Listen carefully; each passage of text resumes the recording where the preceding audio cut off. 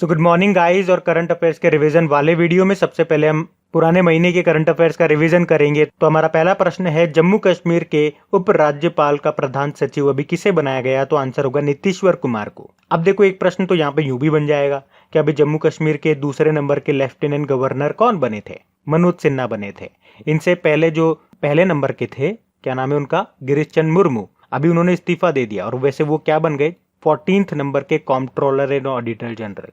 फिर अखिल भारतीय टेनिस संघ, all India tennis association का नया अध्यक्ष बनाया गया किसको? अनिल जैन को।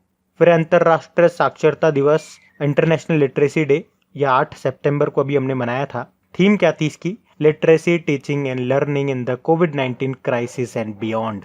फिर इंदिरा गांधी पीस प्राइज से सम्मानित किया गया था अभी जाने माने ब्रिटिश प्रसारक और प्रकृतिवादी को, उनका नाम है डेविड एटनबर्ग।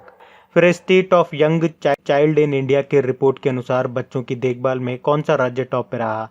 तो आंसर होगा केरल।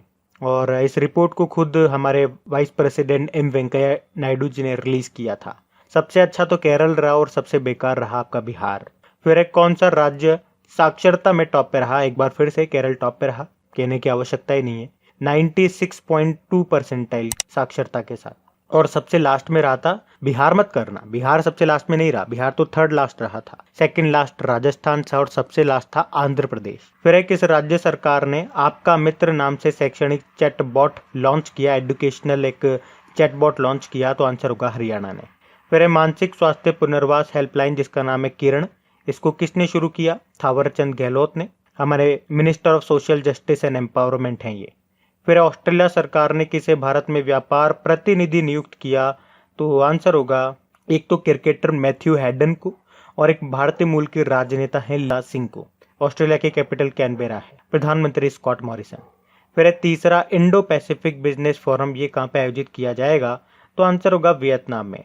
वियतनाम की कैपिटल हनोई है। यह अक्टूबर में आयोजित किया जाएगा। बढ़ते हैं आगे। फिर किस पुलिस ने होम क्वारंटाइन लोगों के लिए रक्षा सर्व एप्लीकेशन को विकसित किया? तो आंसर होगा छत्तीसगढ़ पुलिस ने। छत्तीसगढ़ की कैपिटल रायपुर है। मुख्यमंत्री हैं भूपेश बघेल। और इस एप्लीकेशन को बनाने का मकसद था क्वारंटाइन लोगों को ट्रैक करना। फिर एयरटेल पेमेंट बैंक किसके साथ मिलकर कोविड-19 बीमा पॉलिसी को लॉन्च करेगा? तो आंसर होगा भारतीय एक्सा जनरल इंश्योरेंस। इसका हेडक्वार्टर मुंबई में है। फिर कोविड-19 मॉनिटरिंग सिस्टम एप्लीकेशन को किस राज्य ने विकसित किया था? तो आंसर होगा तेलंगाना ने। तो इसमें क्या था? इसमें वहाँ के तेलंगाना के जो मुख्यमंत्री हो गए और वहाँ के जो स्वास्थ्य विभाग हो गया, उनको मरीजों की लाइव रिपोर्ट दी जाएगी। मतलब मरीजों को ट्रैक किया जाएगा और उनकी लाइव रिपोर्ट इनको दी जाएगी। फिर प्राण वायु नाम से एक पोर्टेबल वेंटिलेटर तैयार किया किसने? IIT रुड़की ने। फिर बौद्धिक संपदा संगठन अंतरराष्ट्रीय पेटेंट फाइलिंग में टॉप देश कौन सा रहा? तो आंसर होगा चाइना। और वर्ल्ड इंटेलेक्चुअल प्रॉपर्टी ऑर्गेनाइजेशन का हेडक्वार्टर आपको मिलेगा जेनेवा, स्विट्जरलैंड में। फिर national highways authority of India के द्वारा अब तक का सबसे ज्यादा राजमार्ग निर्माण ये किस वित्तीय वर्ष में किया गया? तो 2019-20 में किया गया था। इन्होंने टोटल 3979 किलोमीटर लंबा हाईवे बनाया। वैसे टारगेट रखा था 4500 किलोमीटर का। National highways authority of India के जो अध्यक्ष हैं वो सुखबीर सिंह संधू हैं। फिर किस राज्य ने वॉक इन सैंपल कियोस्क स्थापित किया? तो आंसर होगा केरल ने। ये बेसिकली साउथ कोरिया का एक मॉडल है। इसमें एक बूथ टाइप स्ट्रक्चर होता है जिसमें एक साइड तो स्वास्थ्य कर्मचारी होता है, देखा होगा आपने, मैंने आपको डेली करंट अफेयर्स वाले में ही बताया था, एक क्वेश्चन आया था जब। दूसरी साइड, बाहर की साइड में रोगी होते हैं। MHRD ने किसे राष्ट्रपति शैक्षणिक डिपोजिटरी घोषित किया था? तो आंसर होगा डिजी लॉकर को। तो ये एक ऑनलाइन स्टोर है जहां पे आप अपने डॉक्यूमेंट्स को स्टोर कर सकते हैं। विश्व कंपनी के CEO ने कोविड-19 महामारी से निपटने के लिए $1 बिलियन देने की घोषणा की थी। किस कंपनी के पूछा जा रहा है? किस कंपनी के? तो आंसर होगा ट्विटर के CEO जैक डॉर्सी हैं। हेडक्वार्टर मिलेगा आपको कैलिफोर्निया, USA में। फिर फुल बॉडी कीटाणु शोधन कक्ष डिसइंफेक्शन चैम्बर, ये किसने तैयार किया था? DRDO ने, जिसके अध्यक्ष का कार्यकाल अभी 6 महीने के लिए और बढ़ाया गया था। क्या नाम है उनका? जी सतीश रेड्डी। बढ़ते हैं आगे। तो चलिए कल के करंट अफेयर्स को भी रिवाइज कर लेते हैं। पहला प्रश्न आपसे पूछा जा रहा है, 2020 इटालियन ओपन में मेंस सिंगल का टाइटल किसने जीता? तो आंसर होगा नोवाक जोकोविच ने। ये सर्बिया के टेनिस प्लेयर हैं और वुमेन सिंगल टाइटल किसने जीता? सिमोना हालेप ने, ये रोमानिया से हैं। फिर है वॉइस ऑफ डिसेंट नाम की बुक को लिखा है किसने? इसको लिखा है रोमिला थापर ने। फिर है किस देश ने वीडियो केवाईसी सुविधा शुरू की? अभी HDFC बैंक ने भी शुरू कर दी है। पहले मैंने आपको बताया था एक तो कोटक महिंद्रा बैंक और एक था ICICI बैंक, उसके बाद अब HDFC बैंक ने भी शुरू कर दी है। फिर है किस पर्वतारोही को स्नो लेपर्ड के नाम से जाना जाता है? तो आंसर होगा आंग रीता शेरपा। नेपाल से थे ये, अभी इनका निधन हो गया। इन्होंने ऑक्सीजन सिलेंडर के बिना 10 बार माउंट एवरेस्ट की चढ़ाई की थी। फिर है फीफा 2020 रैंकिंग में कौन सा देश टॉप पर रहा? तो आंसर होगा बेल्जियम। हमेशा की तरह बेल्जियम टॉप पे। भारत 109 स्थान पे आ गया है। फीफा का हेडक्वार्टर कहाँ पर है? ज्यूरिख स्विट्जरलैंड में। फिर एक कंपनी कानून समिति के अध्यक्ष जिन्हें सरकार के द्वारा 1 साल का विस्तार मिला, 1 ईयर का एक्सटेंशन मिला, तो आंसर होगा राजेश वर्मा को। फिर एक किस राज्य में घर पर फाइबर योजना शुरू की गई? तो आंसर होगा बिहार। फिर है रेड पांडा दिवस, ये कब मनाया गया? तो आंसर होगा 19 सितंबर को। फिर अगला प्रश्न है भारत और किस देश ने दोनों देशों के बीच व्यापार को बढ़ावा देने के लिए पहली बार डायरेक्ट कार्गो फेरी सर्विस को शुरू किया? तो आंसर होगा मालदीव। मालदीव की कैपिटल माले है। फिर है भारतीय नौसेना के इतिहास में पहली बार हेलीकॉप्टर उड़ाने के लिए भारतीय युद्धपोत पर किस महिला नौसेना अधिकारी को तैनात किया गया? तो एक तो कुमुदनी त्यागी हैं और एक रीति सिंह इनका नाम है, याद रखना ये। फिर है किस राज्य सरकार ने ई पीक पिहानी मोबाइल एप्लीकेशन को लॉन्च किया? तो आंसर होगा महाराष्ट्र सरकार ने। किसानों के लिए है ये, उनके फायदे के लिए। फिर है भारत के 11वें नंबर के प्रधानमंत्री थे HD देवेगौड़ा। अभी किस राज्य के राज्यसभा सांसद के रूप में इन्होंने शपथ ली? तो आंसर होगा कर्नाटक।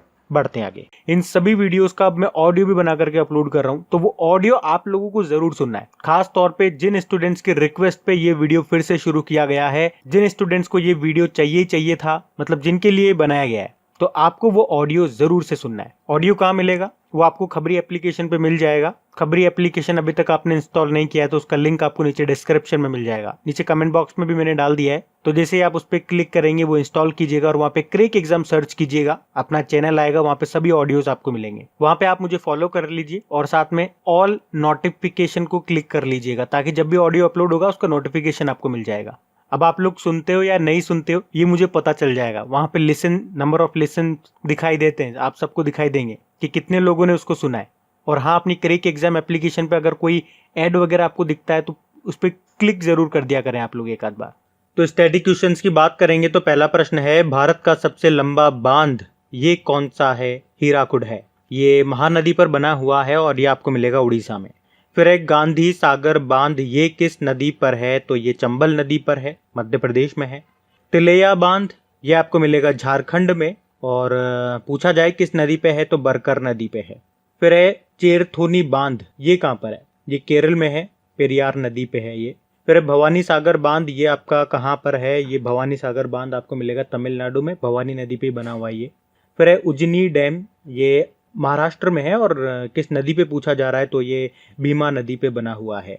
भागीरथी नदी पर कौन सा बांध बना हुआ है? तो ये भागीरथी नदी पे आपका टिहरी बांध बना हुआ है। टिहरी बांध आपके उत्तराखंड में है, सबसे ऊंचा बांध है ये भारत का। फिर है चमेरा बांध ये कहाँ पर है? ये हिमाचल प्रदेश में है, ये आपको रावी नदी पे मिलेगा।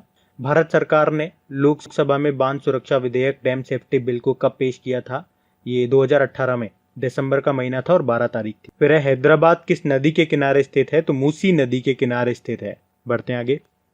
तो इंपॉर्टेंट डेज की बात करेंगे तो पहला प्रश्न है वर्ल्ड टीचर डे कब मनाया गया? तो आंसर होगा 5 अक्टूबर को मनाते हैं। और नेशनल टीचर डे तो आप जानते ही हो, अभी हमने 5 सितंबर को मनाया।